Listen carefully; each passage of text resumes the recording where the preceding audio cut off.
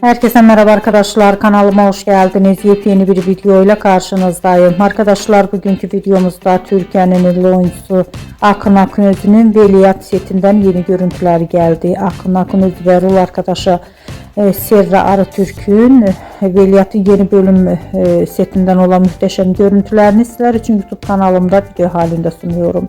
Umarım beğenirsiniz. Arkadaşlar, videomu beğendiyseniz kanalımı izlemeyi ve bildirim butonuna basmayı unutmayın. Şimdilik benden bu kadar olsun. Yeni videomuzda görüşmek üzere. Hoşça kalın.